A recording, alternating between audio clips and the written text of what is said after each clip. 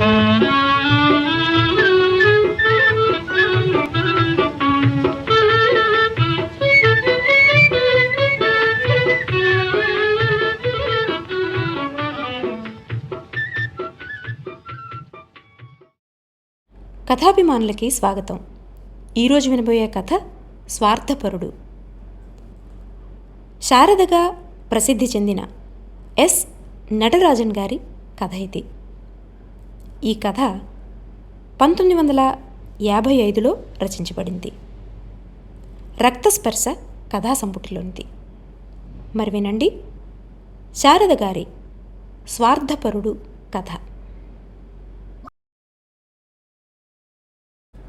వకీలు విజయరాఘవరావు గారి ఇంట్లోకి మధ్యాహ్నం 10-11 గంటల ప్రాంతంలో ఆ కుర్రాడు ప్రవేశించాడు. అతనికి దాదాపు 17 ఏళ్లుంటాయి. ఎర్రగా ముచ్చటగా ఉన్న అతని చినిగిన చొక్కా, లాగు, వైఖరి, మొహంలో దైన్యము అతని లేనితనాన్ని నిరూపిస్తున్నాయి. బెరుకుగా ఆ కుర్రాడు విజయరాఘవరావు గారి ఆఫీస్ రూంలోకి వెళ్ళి గడప దగ్గరగా నిలబడ్డాడు. ఆ వేళ ఆదివారం. ప్లేటర్ గారు ఆఫీస్ గదిలో భోంచేసి తాంబూలం నవ్వులతో కూర్చుని పేపర్ చదువుకుంటున్నారు. కాళ్ళ చప్పుడుకు తలెత్తి చూశారు ఆయన. కుర్రాడు బహు నమ్రతగా చేతులు నలుపుతూ నిలబడ్డాడు. ఏమడగాలని అనుకున్నాడో గాని మాట తెమలక తాత్సారం చేస్తున్నాడు. ప్లేటర్ గారు పేపరు ఈజీ చైర్ అవతలగా పడేసి సరిగ్గా కూర్చుని, ఏం పని నాయనా అని చాలా నెమ్మదిగా కనుక్కున్నారు. కుర్రాడికి ఇంకా మాట తెమలలేదు. కానీ ఒక అడుగు ముందుకేసి కాస్తంత ధైర్యం కూడగట్టుకొని లావు పుస్తకాల వైపు చూస్తూ, మరండే నేను ఇక్కడ చదువుకుంటున్నానండి అని నీళ్లు నమిలాడు. ప్లేటర్ గారి వైఖరిలో ఏదో రకమైన ఇంట్రెస్ట్ వచ్చింది. చెప్పు, పర్వాలేదు అన్నారు. కూర్చో అందామనుకుంటూనే ఎంచేతో అనలేదు. కుర్రాడికి ఇప్పటికీ ప్లేటర్ గారి మొహంలోకి చూసే ధైర్యం రాలేదు. మెల్లిగా మాట తెమిల్చుకొని, అన్ని వారాలు కుదిరినాయండి, ఆదివారం కుదరలేదు అనగలిగాడు. ఆ పై మాట దేనికి అనటం? ప్లేటర్ గారు కుర్రాన్ని పైనుంచి కింది దాకా బాగా పరకాయించి చూశారు. అతని అవస్థ గ్రహించుకుని, భయపడుకోయ్, ఏం చదువుతున్నావేమిటి అని దయగా అడిగారు. కుర్రాడి వైఖరిలో కూడా కొంచెం మార్పు స్ఫురించింది. ఎండలో వచ్చిన అలసట, మరోవంక ఆకలి అతనిలో నీరసాన్ని కల్పించినాయి కాబోలు. నుంచున్నవాడల్లా నేల మీద చతికిలబడి కూర్చుని, మరేనండి 5th ఫారం చదువుతున్నాను అన్నాడు. విజయరాఘవరావు గారు, ఆదివారం భోజనం కావాలంటున్నావా? దానికేం, అట్లాగే కానీ, నీ పేరేమిటి నాయనా అని ఇంకా దయగా ప్రశ్నించారు. కుర్రాడు నమ్రత ఉట్టిపడుతున్నట్లు, ప్రకాశరావు అంటారండి అన్నాడు. ప్లేటర్ గారు ఏదో జ్ఞాపకం తెచ్చుకునే ప్రయత్నంలో 2 నిమిషాలు పరాకుగా దిక్కులు చూసి, ఇంతకీ ఈ పూట భోంచేశావా? లేకపోతే పద, స్నానం చేసి భోంచేద్దువు గాని అన్నారు. ఈ మాట అనేసి సుబ్రహ్మణ్యం అని కేకేశారు. అవతల గదిలో కేసు కట్టలు చూస్తున్న గుమస్తా సుబ్రహ్మణ్యం గబగబా లేచి వచ్చి, పిలిచారా అండి అని అడిగాడు. అవునన్నట్లు తలూపి ప్లేటర్ గారు కుర్రాన్ని గుమస్తాకి చూపి, ఈ అబ్బాయికి అన్నం పెట్టమను అన్నారు. తన 15 ఏళ్ల సర్వీసులో ప్లేటర్ గారి వద్ద ఇట్టి ఔదార్యాన్ని ఎన్నడూ ఎరగని గుమస్తా లోపల ఆశ్చర్యపడుతూ, రా రా అబ్బాయి అని కుర్రాన్ని తన వెంట తీసుకువెళ్ళాడు. విజయరాఘవరావు గారికి నెలకి 500-600 రూపాయల ప్రాక్టీస్ ఉన్నది. పిత్రార్జితం 20 ఎకరాల పొలం, 2 ఇళ్ళు ఉన్నాయి. కొడుకు మద్రాసులో లా చదువుతున్నాడు. ఆయనకి ఇహలోకంలో సమస్యలంటూ లేవనే భావించవచ్చు. కానీ కూతురు పద్మావతి ఆయనకి పెద్ద సమస్య అయింది. న్యాయానికి ఆడపిల్లే హిందూ సంఘానికి ఒక సమస్య. అందులోనూ 2 కాళ్ళు పుటక నుంచి చచ్చుపడి సన్నగా నడవలేక దేకుతున్న కూతురు విజయరాఘవరావు గారికి మానసికంగా ఆవేదనని, తీరని సమస్యల్ని రేపటంలో ఆశ్చర్యం లేదు. ఆ అమ్మాయికి ఇంతకన్నా వేరే ఏ లోపమూ లేదు. తండ్రి ఆమెకు చదువు ఇంటి దగ్గరనే చెప్పిస్తున్నాడు. హార్మోనీ మీద సంగీతం కూడా చెప్పిస్తున్నాడు. గొంతు రమ్యంగా ఉంటుంది. ఆ కాళ్ళు తప్ప ఆమె సౌందర్యవతేనని చెప్పుకోవాలి. కానీ విజయరాఘవరావు గారి మనసు ఎక్కడ బాధపడ్డది అంటే ఆమె భవిష్యత్తు ఏమిటా అని. ఈ సమస్య తండ్రి కన్నా తల్లికి ఎక్కువగా ఉండటం సహజం కదా. ఆమె అనేక సందర్భాల్లో భర్తతో కూతురు విషయం చర్చిస్తూ ఉండేది. వారాల అబ్బాయి వచ్చిన రాత్రి కూడా ఇదే చర్చ సాగింది. వంటింట్లో ప్లీడరు గారు భోంచేస్తున్న కూతురు వైపు చూసి నిట్టూర్చి, ఎంత డబ్బుంటే ఏం, లాభం ఏమిటి అనుకుంటూ అన్నం తినసాగారు. తల్లి వడ్డన ఆపి భర్త మొహంలోకి చూస్తూ, ఏమండి, నేను పోరటమేనా, మీరేమన్నా ఆలోచిస్తున్నారా అన్నది. నేనేనా అంత ఖాళీగా కూర్చున్నది? ఆ దిగులు నీకేనన్నట్లు మాట్లాడతావేమే అన్నారు ప్లీడర్ గారు. భార్య కూతురికి మజ్జిగ వడ్డిస్తూ, నా తల్లిని దేవుడు దయతల్చలేదు గాని అన్నది గద్గదంగా. కూతురు తల్లిని తండ్రిని అర్థం చేసుకునే ప్రయత్నంలో ఇదివరదాకా మౌనంగా ఊరుకున్నదల్లా కాస్త ధైర్యం చేసి, ఏమిటి నాన్న అన్నది ఇంకేదో అనబోయి అనలేక. తండ్రి కూతురు వీపు ప్రేమతో సవరించి, ఏముందమ్మా, నీకెందుకు ఆ గొడవ, అన్నం తిని పడుకో పో అన్నారు. తల్లి కూడా ఆ మాటే అన్నది. కానీ పద్మకి కాస్తో కూస్తో జ్ఞానం ఉండటం వల్ల అమ్మా నాన్న పడే ఆవేదన అర్థం చేసుకుని వాళ్ళకా బాధ ఎందుకా అని ప్రశ్నించుకున్నట్టున్నది. ఆమె తండ్రి వైపు జిజ్ఞాసాపూర్వకంగా దృష్టి సారించి, నాన్న, నా పెళ్లి సంగతేనా నువ్వు మాట్లాడుతున్నది అని అడిగింది కొంచెం సిగ్గుపడ్డప్పటికీ ధైర్యం చేసి. విజయరాఘవరావు అవును తల్లి అన్నారు. 15 ఏళ్ల ప్రాయంలో ఉండి చదువుకుంటూ కాస్త ప్రపంచ జ్ఞానం సంపాదించిన కూతురికి ఇంకా ఈ విషయం చెప్పకపోవడం సమంజసం కాదని ఆయన ఊహించుకున్నారు. నాన్న, నాకు పెళ్లి కావాల్సిందేనా అన్నది కూతురు ఏదో ఉద్దేశాన్ని దృఢపరుచుకుంటూ.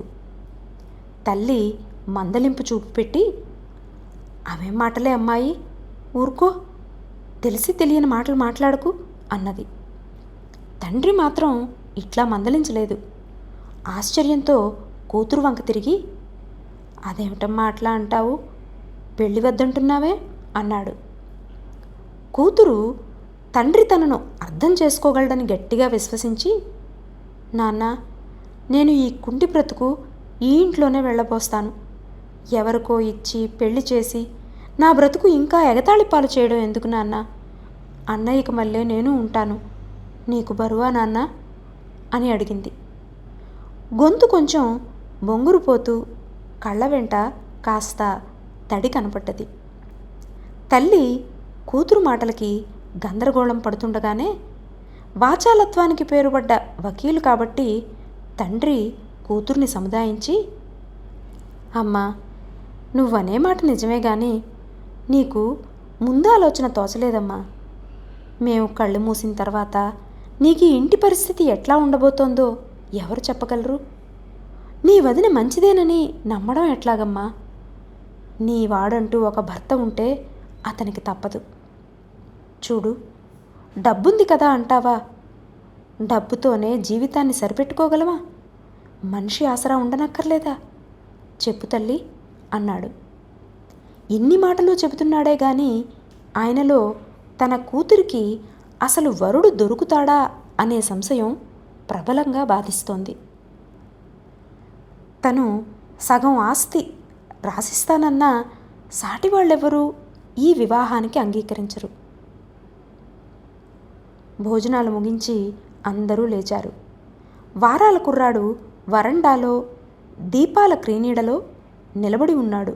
భోజనానికి కాబోలు. పద్మ తల్లి రుక్మిణమ్మ ప్రకాశం రా అని పిలిచింది. ప్లీడరు గారు అటు నుంచి పోతూ ప్రకాశాన్ని మరొక్కసారి పరీక్షగా చూస్తూ వెళ్ళిపోయినారు. పద్మ ఆ రాత్రల్లా ఇదే సంగతి ఆలోచిస్తూ నిద్రపోయింది.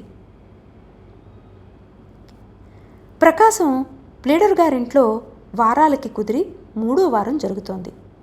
ప్రకాశానికి ఈ భూమి మీద నా అన్న వాళ్ళెవ్వరూ మిగలలేదు. ఒకవేళ దూరపు బంధువులున్నారేమో కానీ వాళ్ళెవరూ ప్రకాశాన్ని మావాడు అనే స్థితిలోకి వచ్చేవాళ్ళు కాదు.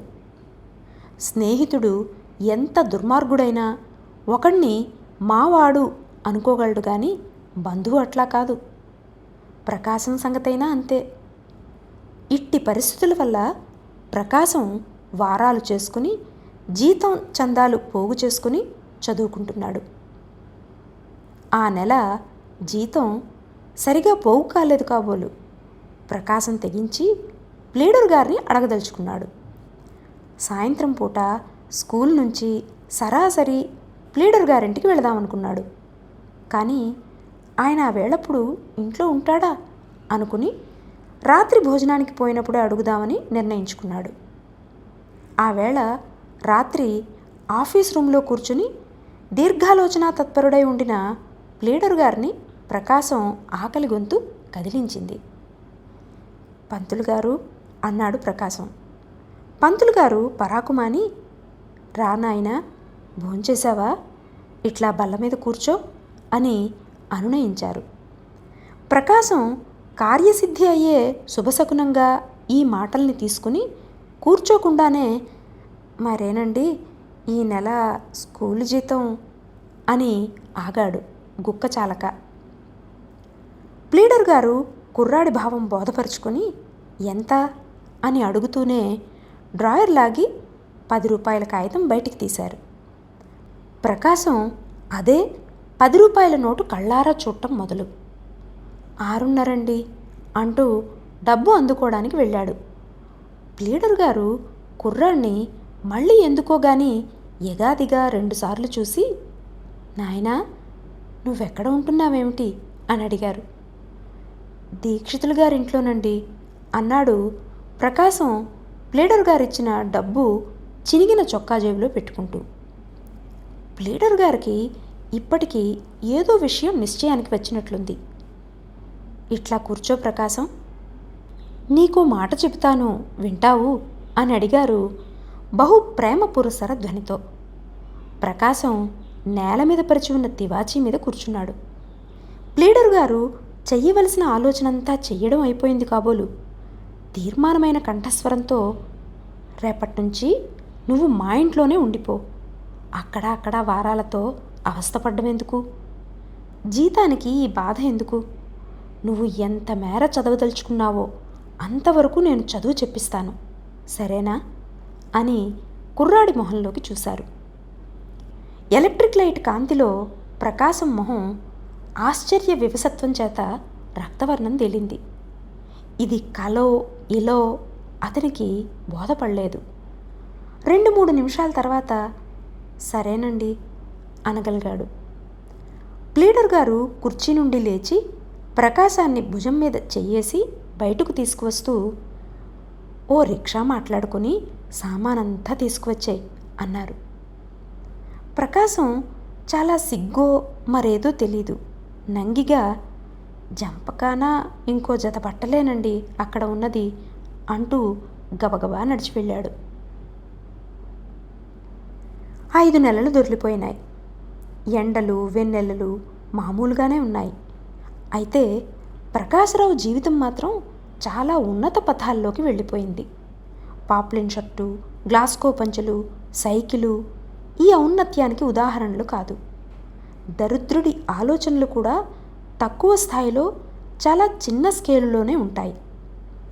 అతని కలలు కూడా గొప్ప వాటిని ఊహించవు. ప్రకాశరావుకి అసలు కలలే ఉండేవి కావు. 5 నెలల క్రితం చిరిగిన చొక్కా కన్నా కొంచెం మంచి చొక్కా ఉంటే బాగుండు, వాళ్ళ పుస్తకాలు వీళ్ళ పుస్తకాలు చదివే కన్నా సొంత పుస్తకాలుంటే బాగుండు అన్న ఉద్దేశాలు పోయి ప్రకాశ్రావు కొంచెం గొప్ప కలలు కననారంభించాడు. ప్లీడర్ గారింట్లో అతనికి సర్వస్వతంత్రాలు లభించినాయి. ప్లీడర్ గారి భార్య రుక్మిణమ్మ చాలా సౌమ్యంగా ఆదరాభిమానాలతో అతన్ని ట్రీట్ చేస్తున్నది. ప్రకాశ్రావుకి ఆ సంసారంలో సమస్త విషయాలు తెలిసినాయనటానికి వీల్లేదు, కానీ కొన్ని సంగతులు బోధపడినాయి. అతనికి తెలిసిన విషయాల వల్ల అతనిలో కొన్ని ఆశలు ఏర్పడినాయి.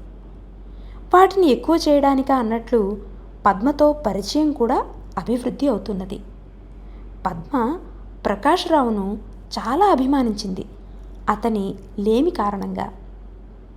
పద్మ ప్రకాశ్రావు అనేక సాయంత్రాలు కూర్చుని మాట్లాడుకుంటూ ఉండేవారు. ఆ ఇద్దరూ మాట్లాడడం రుక్మిణమ్మకు చాలా ఇష్టంగా కనిపించింది. ప్లీడర్ గారు కూడా ఈ పద్ధతిని ప్రోత్సహించుతున్నారేమో అన్నట్లు మౌనం వహించారు.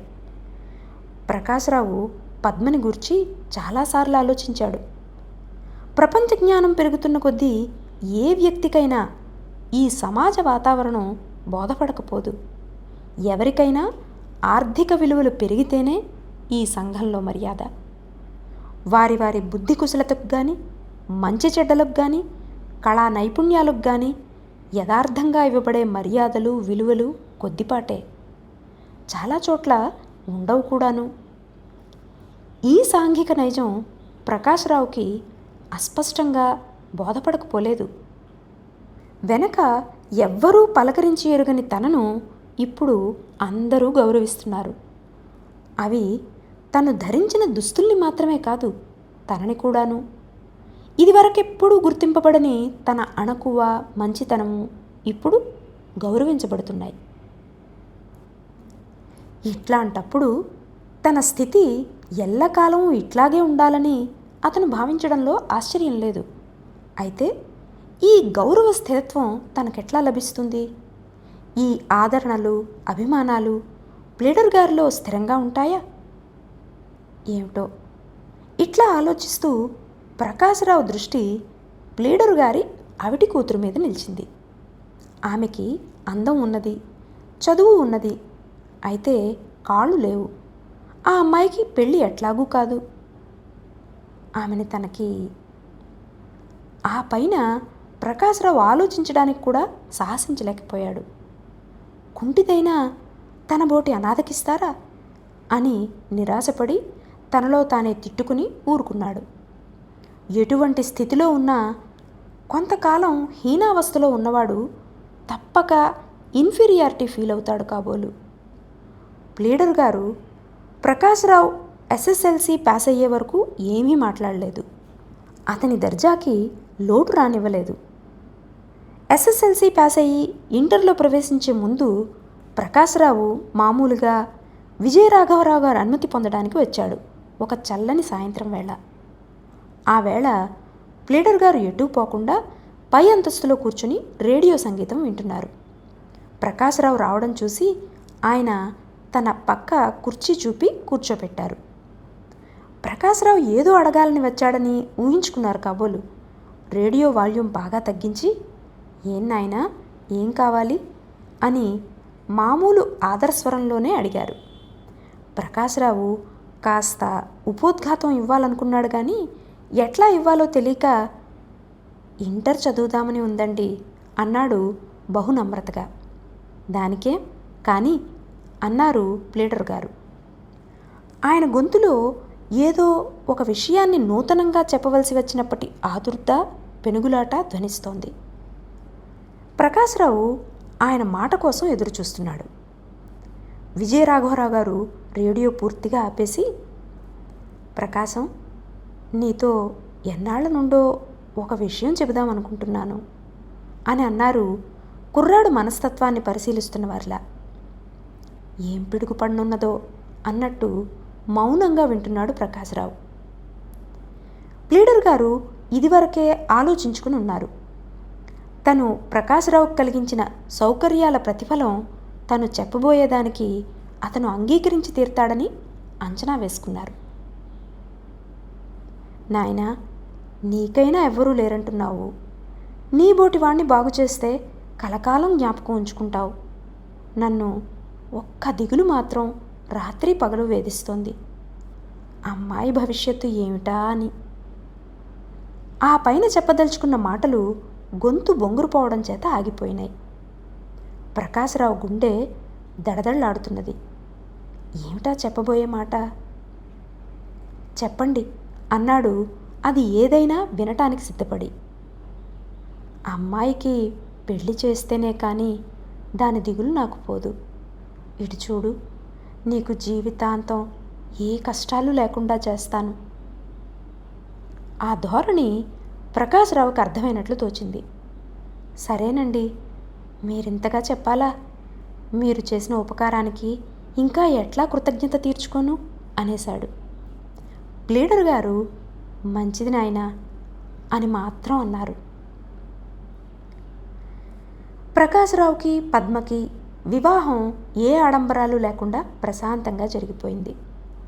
ప్లీడర్ గారు పద్మ పేర ఒక ఇల్లు, 10 ఎకరాల పొలము రాశారు. తన పేర రాయమని అడుగుదామని ప్రకాశరావు అనుకున్నాడు. కానీ ఒక రకమైన తక్కువ ధనం ఫీల్ అయ్యేవాడికి అవసరానికి మాటలు పెగలవు. ప్రకాశరావుకి పెళ్లి తర్వాత ఏదో చింత పట్టుకొని మనస్థిమితం లేకుండా ఉంటున్నది. చదువు మానేశాడనే చెప్పాలి. జరగనన్నాళ్ళు ఉన్న ఆసక్తి జరుగుబాటు రాగానే పోయింది. అతని చింతకి కారణం భార్య. పెళ్లినాడు వచ్చిన కొద్దిమంది మిత్రులు తన వంక జాలిగా చూస్తూ అదృష్టవంతుడివిరా అన్నారు. ఈ జాలికి కారణం వాళ్లకు మళ్ళీ తన భార్యతో తను షికార్లు వెళ్ళలేకపోవటమేనా? ఇంకా ఆలోచించేవాడే కానీ మనస్కరించక ఊరుకున్నాడు. ప్లీడర్ గారి సలహాతో పద్మ పేర రాసిన ఇంట్లోనే కాపురం పెట్టాడు. వంట మనిషిని కుదుర్చుకున్నాడు. సాఫీగా జరిగిపోతుంది జీవితం. కానీ ప్రకాశరావు ఊహించిన పథాల్లోకి పద్మ దగ్గర అతనికి సుఖాలు లభించలేదు. ప్రకాశరావు దుర్మార్గుడు కాదు. అతను భార్యావ్రతుడు మాత్రం కాలేకపోయాడు. అతను నెలలో 20 రోజులు ఇంట్లో పడుకోవడం లేదు. ఈ సంగతులు స్పష్టంగా తెలిసినా పద్మ అతన్ని ఏమీ అనలేదు. తనకున్న బలహీనతే దీనికి కారణం కాదు. అసలు ఆమెకు పెళ్ళంటే మొదటి నుంచి సరిపడలేదు. ప్రకాశరావు మీద ప్రత్యేకించి ఆమె ఏమీ అభిమానం చూపలేకపోయింది కూడాను. ఎవరైనా తనకు భర్త అవుతాడు అంటే అతను చాలా స్వార్థంతోనే అట్టి పనికి పూనుకుంటాడు అనేది ఆమె దృఢ నిశ్చయం. నిజం కూడా అంతేనేమో. ప్రకాశరావైనా ఏమీ లేనివాడు కాబట్టే ఈ వివాహానికి అంగీకరించాడు. కానీ అతని దయార్ద్ర హృదయం కరిగి కాదు. ఇంత స్పష్టంగా భర్త స్వార్థపరత్వం ద్యోతకమవుతున్నప్పుడు ఆమె భర్త ఇంట్లో పడుకోకపోయినా బాధపడలేదంటే అసహజం ఏమీ లేదు. ప్రకాశరావు ఆమెని ఎప్పుడూ హేళన చేయలేదు. తన ప్రవర్తనే అన్నిటికీ సమాధానం అన్నట్లు ఊరుకున్నాడు అతను. అయితే ప్రకాశరావుని ఇప్పుడు ఒక సమస్య వేధిస్తూనే ఉంది. అది అనాది నుండి వేధిస్తున్న సమస్యే. పరస్త్రీ సాంగత్యానికి డబ్బు ఉండాలి. తన పరిజ్ఞానం పెరుగుతున్న కొద్దీ వ్యక్తికి అవసరాలు పెరుగుతాయి కదా. ఈ ఆర్థిక చిక్కులో ప్రతిసారి భార్యని డబ్బు అడగడం ప్రకాశరావుకి చికాగ్గా ఉంది. కానీ ఏం చేయడం? ఆస్తి కాస్తో కూస్తూ ఉంటే అది పద్మ పేరుతోనే ఉంది. ప్రకాశరావు ఇట్లా అవుతాడని ప్లీడర్ గారు అనుకోకపోయినా ఎట్లా ఉండబోతుందో అని కూతురి పేరు రాశాడు ఆస్తి.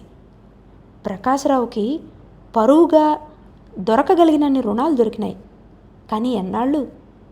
మొత్తం 700-800 అయ్యేటప్పటికీ ప్రకాశరావు భార్యను అడగాల్సి వచ్చింది. పద్మ, నాకొక 800 కావాలి అన్నాడు చాలా ప్రేమ పురస్సర ధ్వనితో.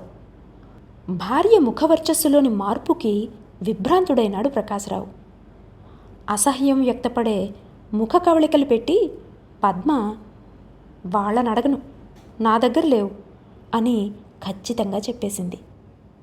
ఎన్నడూ కోపం ఎరుగని ప్రకాశరావుకు కోపంతో ఒళ్ళు కంపరమెత్తింది.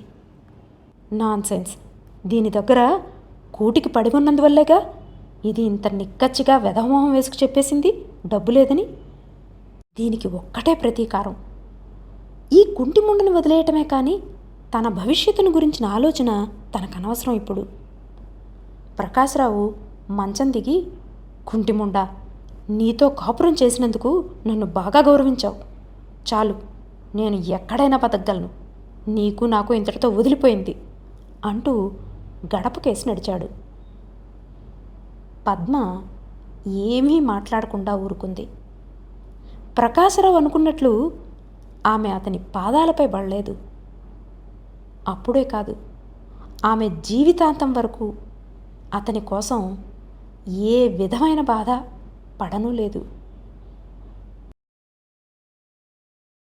ఇది స్వార్థపరుడు కథ. తండ్రి మాటకు విలువనిచ్చి ఆ స్వార్థపరుడితో వివాహానికి ఒప్పుకున్న ఆమె చివరకు తన ఆత్మగౌరవాన్ని నిలబెట్టుకుంది. ఇది ఈసారికి. వచ్చేసారి మరో మంచి కథతో కలుద్దాం. అంతవరకు సెలవు. నమస్కారం.